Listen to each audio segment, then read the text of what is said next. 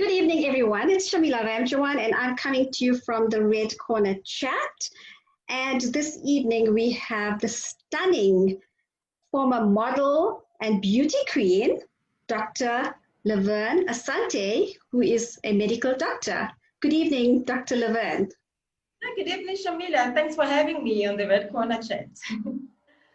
You're most welcome.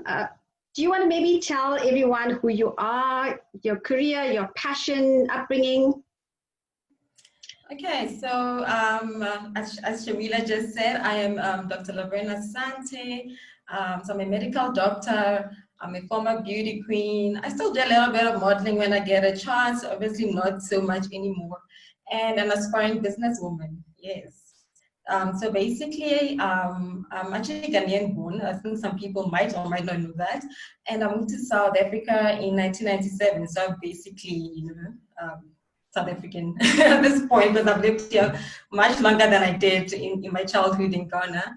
And yes, I moved here with my family. So my parents are here. I'm quite a mommy and daddy's girl, even till today. Yeah. And I've got 2 siblings. And my sister is also a medical doctor, and my brother is more into your IT, graphic design type of thing.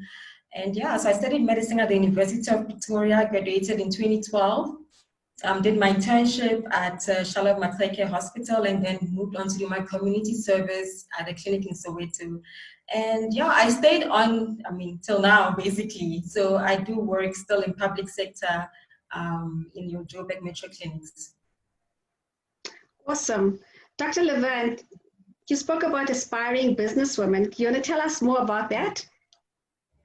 Well, since I started off as a model, and modeling is quite a short-lived career, and also with the pageantry thing. Once I was, I decided to retire from pageantry. I decided to go behind the scenes and become a director. So basically, I was a director for Miss Heritage South Africa. So that was me exploring the business side of the pageant industry. I did that for about 2 years, and then I stopped that. And then recently, I launched a perfume line, which is still ongoing. I'm quite a perfectionist, so I kind of put it on hold just to, replan, rebrand, and just do things the way I want it to look like and to be. Yeah. That's wonderful. Got to try it. I'm sure you're not going to disclose the name until the launch, so we're going to look out for that. So tell me about pageantry. You were queen at some point. You're still a queen, by the way. Thank you, and so are you. We actually met through pageantry, so it's actually such a great platform, I wouldn't even have met you if it wasn't for that kind of platform. So I actually encourage young girls to do pageants, because not only does it help you build a self-confidence, give you, skills, that you can use in life in general, but it's just such a great working opportunity to meet other girls who have the same passion and ambition in life. And yeah, it's amazing, the caliber of people that you meet when you do things like pageantry and modeling, and just basically putting yourself out there out of your comfort zone. So it's a title that nobody can take away from you. So which title did you earn? Actually, I earned quite a few. I was one of those little pageant poppies, but I didn't do it long. Just a very short-lived career for me, and I actually did it quite late. A lot of people start pageantry, in their teenage years and even younger. But I only started pageantry literally towards the end of med school, and actually as a doctor, because my studies always came first and was always my priority. So titles that I managed to win included Miss Edenville in 2013, Miss Runway Model in 2011, wow. Miss Gauteng in 2013 as well, and Miss Commonwealth, which I placed first runner-up and still managed to go to London to compete internationally. So that was quite an experience. That is incredible. Well done. So it's Women's Month. It's a pleasure. It's Women's Month. What is your favorite thing about being a woman? We're so proud as women. We want equality. We're fighting for gender equality. It's going at a pace, but a very slow pace. And, we would like it to move a lot faster. What is your favorite thing about being a woman? I would say my favorite thing about being a woman is being able to be soft and strong at the same time. I love being feminine. Exploring my femininity. I see you like it too. We've got our makeup done. We love our heels. We like to twirl our hair when we can, and still, you know, be strong women and still chase our dreams and passions. So yeah, I think being a woman is just, you know, it's amazing. You can be dynamic, you know, and live your best life basically. I'm going to ask you this question. Are there any assumptions about women out there that you would like to change, and why? I would say how some people define womanhood. I think we put so much pressure on ourselves to live according to societal standards. I think a lot of women put a lot of pressure on themselves, especially when it comes to things like relationships and marriage and having kids and, you know, all these things. And we have all these timelines, and it just derails us from actually pursuing our actual purpose in life. I always tell people, I mean, at the end of your life, God isn't going to ask you, who did you marry, or was your husband handsome or rich, or, you know, all these things. But, you know, you're going to have to account for what did you do with your life. It's going to be like, Shamila, what have you done with this life I gave you? What did you do with your talents? What did you do about your passions and your dreams? And how many lives did you impact? And so I think we need to focus on the important things. All these other things are great, and I feel like, you know, they're a blessing, but if it doesn't happen, then it doesn't happen. It's okay. You can still live a fulfilling life. And we shouldn't just tie ourselves to these things and, you know, deprive ourselves of you know, exploring every aspect of our lives and being happy. The most important thing for me is to just be happy. Are you happy? Do you have peace in life? Because those things are so important. I totally agree. So, you know, we raised to actually put people first. I think it's our cultures where we always take care of other people, and we tend to forget about self-care.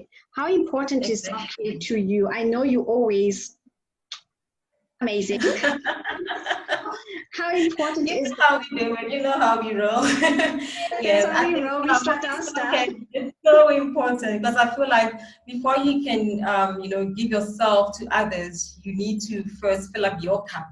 So you need to be at that place where you are content and, you know, you are completely filled up to be able to overflow and give to others. Yeah, and also burnout. Burnout is actually a medical diagnosis, you know, according to WHO. So we need to watch out for that. We need to always, you know, take a step back if we are overexerting ourselves and, you know, just being too busy and tired. And yeah, so self-care is very important. I do take breaks when I can. I love to chill, you know, with my friends. Well, obviously, pre-COVID was you know, was much easier to do such, you know, go for massages, you know, just relax sometimes, just do nothing, just relax and sleep. I wish I could sleep. You know, I think yeah. I wish I could actually just say, I'm going to go to bed now, I'm going to have a nap, because that never happens. I know it gets so difficult, you know, with adulthood and everything, but yeah, we've got to, you know, you've got to slot these things in somewhere at some point. Otherwise, your body will slot it in for you, you know. So we've got to give our body a time to, you know, recuperate from everything as well. Yes, I think it's important for us to take that extra care, because someone said to me the other day, if you don't be careful, you're actually heading for a burnout. And I said, you know, I have a purpose on earth. I'm doing this, and God is giving me that extra energy. So I still have a lot. Yeah, I think it's all about balance. At the same time, we can't use, you know, no, I'm gonna get burnt out as an excuse to be lazy. You know, I think a lot of people also do that, and then there has to be that balance. Yeah. So, Dr. Laverne, the burning topic throughout the world, COVID-19. South Africa has done over 3.3 million tests already. Our stats, the death toll is over 11,000. Yes, I saw that this morning. Yeah. And the number of active cases are almost 600,000. Tell me about the challenges that you are facing now with COVID-19. Yeah. I think obviously, I mean, we all have challenges in every sector, but obviously in the health fraternity, we obviously are at the front line of this. As I said, I work in a clinic, so basically we are the primary healthcare level. So all patients obviously who obviously suspect they have COVID or have symptoms will obviously have to start at the clinic, and then we would have to assess the patient and decide if there's a patient who requires admission, and then refer to one of our referral hospitals in and around Soweto. So yeah, COVID has really changed how we practice medicine. Obviously, we have to be more cautious. We've had to obviously move away from being carefree to literally downing on a full PPE now, just to protect ourselves and our loved ones as well. And in our clinic, what we've done as well is just to restrict and to limit the risk to us as well. We have literally built tents outside of the building where we screen patients as they come in, and obviously patients that we suspect are high risk of possibly having COVID, we isolate them in a separate place in a tent, because there's more ventilation, and low-risk patients can then enter. And obviously we practice a lot of social distancing, and we do encourage patients to still be cautious, because you can actually contract it from just coming to a healthcare facility, because it's a high-risk place to be. So yeah, things have changed a lot, and we just taking it as it comes. How does it affect your family life? I mean, you're out there in the clinic, and then you're in full PPE gear, then you get home, and do you have to practice social distancing, be away from family members? How does it work? Yeah, it's been actually quite hard for me for the past couple of months. I actually chose to stay away from my family. So yeah, so yeah, I've lived, all by myself for the past couple of months, just because I'm just so worried about my loved ones. I always tell people that I'm not even, I don't really mind getting infected. I mean, where some things are inevitable, it can happen, and like some of my colleagues have recovered and everything, but I'm more worried about my loved ones. So it's just been quite a challenge, because yeah, I love my family so much, and it's just a huge sacrifice that I had to put myself through, because you're always thinking, okay, I might be asymptomatic and still have it, I might, it's always, at any point, you're just not sure, so it's quite difficult. I think that's the best advice that you can give one, because if you look at the amount of people out there these days, even in shopping malls, it's as though they just don't care. Yes, we do know COVID is going to be here for a while, until we get that vaccine. And when we do get that vaccine, it's going to take a while until us normal people get that vaccine. So it is going to be here for a while. So we're not saying now go out there and party, or go out there and shop till you drop. The social gatherings and all of that. So I think in terms of that, what is your advice to people in general as to how they should protect themselves, or what sort of, I wouldn't say rules and regulations, but just pay heed to certain things that they shouldn't do? Obviously, a lot of people now are clued up on what they should and shouldn't do. Obviously, the president has been addressing the nation for quite a while now, and everybody is obviously mandatory have to have a mask in public. And I think we should continue to do that, because obviously that is not just to protect you, but to protect others. That's actually what the material mask does, is that we're restricting and limiting this amount of droplets and spread in the air to others, because you never know whether you're actually infected sometimes or not, because we do get asymptomatic cases as well, very mild symptoms which you might mistake for something else, and it could actually be COVID. You could even have a headache and it could be COVID. So yeah, we should continue with that. And obviously with social distancing, I see a lot of our retail stores are adhering to COVID-19 regulations. So yeah, I think that should be in place until we actually get to the end of this. Because we can't just ignore the fact that it's going to be around for a while, whether the economy is completely opened up and we're back on level 1 or not. As long as we haven't, had a complete solution for this, we can't neglect it, because people are still going to keep on dying, and it's a real tragedy. For sure. Dr. Laverne, next step, I know you mentioned your perfume line. Anything else in the pipeline that we should know about?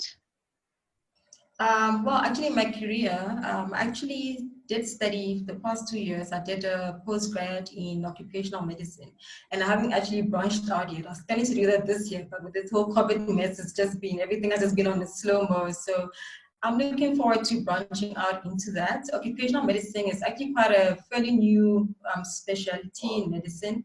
It focuses more on employee health. So it's basically a doctor who will be on site at a company, especially the industrial companies. Most have doctors on site. So that's basically the kind of thing I'll be getting into. So it's just a little bit of a different feel from being at a general practice or local clinic type of setup. So I'm looking forward to branching further into that and exploring medicine from that viewpoint as well. And it can be quite lucrative, so why not? Absolutely. So do we see Dr. Laverne in private practice at some point? Well, with occupational medicine, it's basically private practice. Not my own practice per se, but you are in the private sector because you're working for private companies. So yeah, that is my idea of me branching into private. Okay. But exciting and scary at the same time, yes.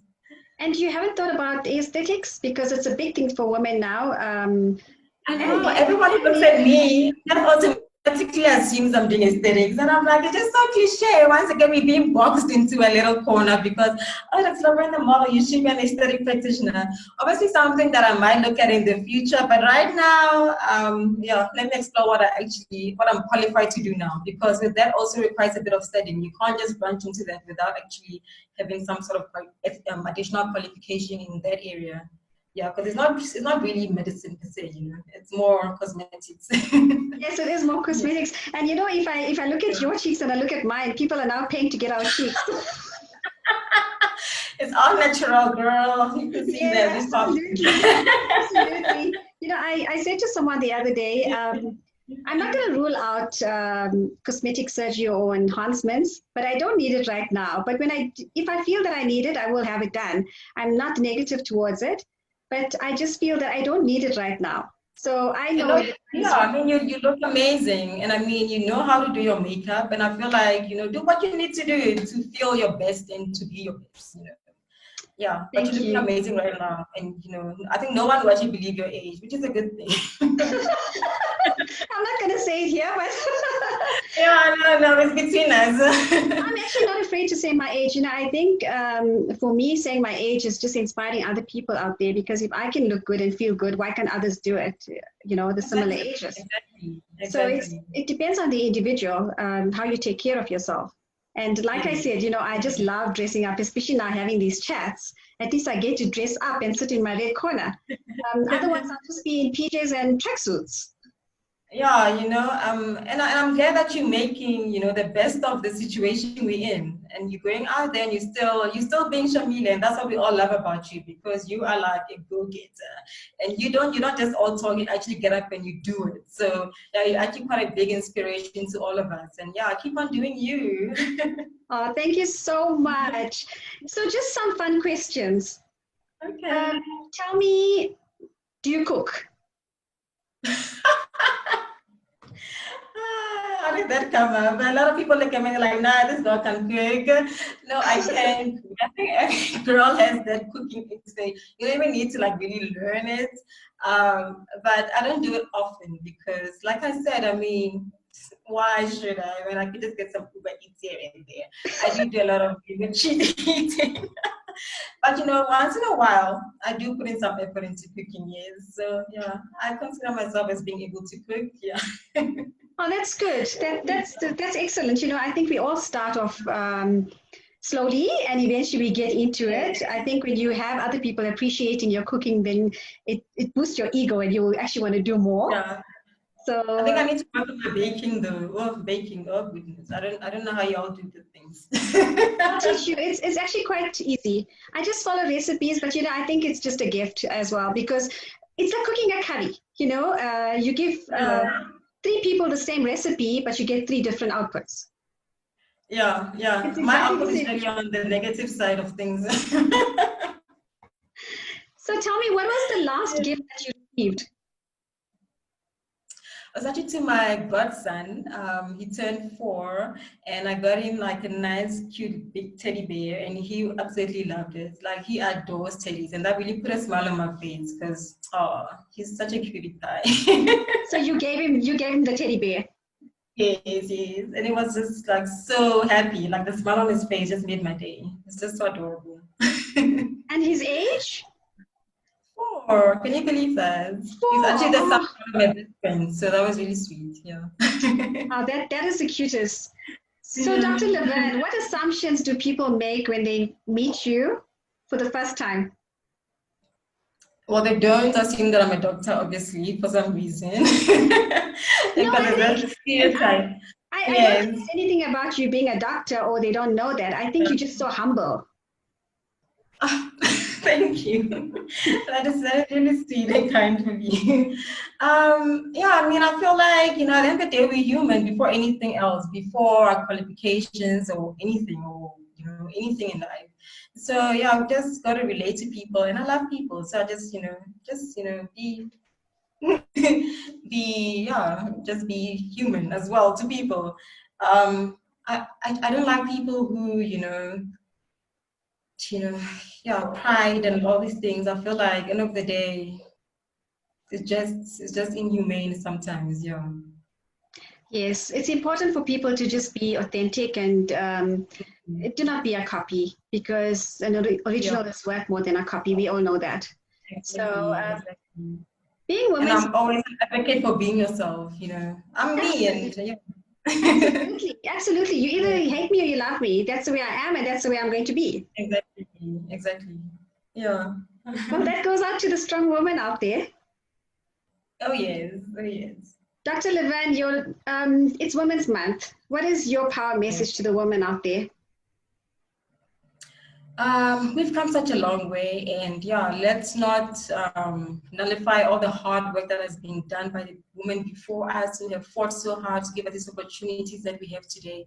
So let's go out there and grab every opportunity with both hands. And like Zosie says, let's take up space. Yeah, we can only get stronger from here. And yeah, let's continue to empower each other and support each other. I know it's such a cliche thing, and so many women claim to be supporting women, but in reality, they actually don't. So yeah, it's something that we must still work on. Absolutely. Wise words. Practice what you preach. And also, Yeah, Zosi's statement about taking up space. It's not other yeah, people's space, it's a space that we earned and we need to acquire. yes, that's so true. I agree with that. Yeah. Any last words from you? Besides the fact that I'm glad I got to be on your show, I'm looking forward to seeing you, take this to the next level and all the amazing things that you continue to do, especially for the young girls. And yeah, I'm just, excited and proud about everything you're doing. And yeah, I'll be definitely following your work and supporting all the way. Thank you so much, Dr. Laverne. I think for our next activation in Johannesburg, you must accompany us. No, that would be lovely. I'd That love would to be join so you. nice to have you because you're such an inspiration and a role model to the young girls out there as well. Oh, thank you. I want to wish you everything of the best in the launch of your perfume and whatever you have in the pipeline with your career. And I'm sure you're going to do the best that you can. The world is your oyster. And Thank you. take care and just be safe. Yes, yes. We continue to, just be conscious about everything that's happening. And, likewise to you as well. Thank you so much. And thanks for coming on today. Thanks for having me. It was such a pleasure. Take care. Bye. Thanks, you too. Bye.